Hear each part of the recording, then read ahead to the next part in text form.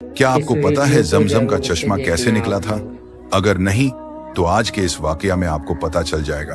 जब हजरत इब्राहिम ने अल्लाह के हुक्म से हजरत हाजरा और उनके छोटे बच्चे हजरत इस्माइल को मक्का की सुनसान वादी में छोड़ा तो वहां ना पानी था, ना कोई पौधा, ना ही कोई इंसान।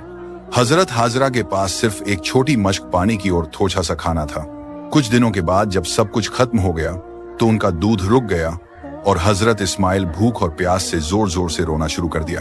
हजरत हाजरा ये मंजर बर्दाश्त न कर सकी तो वह पहाड़ी सफा पर चढ़ गई। आसपास देखा मगर कोई नजर नहीं आया।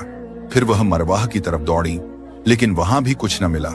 इस तरह वह सफा और मरवाह के दरमियान 7 बार दौड़ी, इस उम्मीद पर कि कहीं से मदद मिल जाए, पानी मिल जाए या कोई इंसान नजर आ जाए। जब वह मरवाह पर पहुंची और पीछे देखा तो उन्होंने देखा कि हजरत इस्माइल अपने पैरों से जमीन को मार रहे हैं और जहां उन्होंने पैर मारा था वहां से पानी का चश्मा फूट निकला।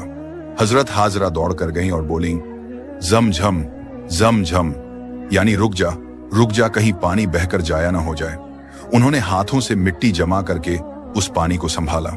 अल्लाह ताला ने उस पानी में ऐसी बरकत डाल दी कि वह आज तक बह रहा है और कभी खत्म नहीं हुआ। रसूल अल्लाह सल्लल्लाहु अलैहि वसल्लम ने फरमाया, जमझम का पानी जिस नियत से पिया जाए अल्लाह उस नियत को पूरा करता है। आज भी जो शख्स जमजम का पानी सच्ची नियत से पीता है अल्लाह उसकी हर दुआ कबूल करता है। बस याद रखो, जब तुम अल्लाह पर उसी यकीन के साथ भरोसा करोगे जिस तरह हजरत हाजरा ने किया था तो जमझम सिर्फ मक्का में नहीं तुम्हारी जिंदगी में भी फूट निकलेगा।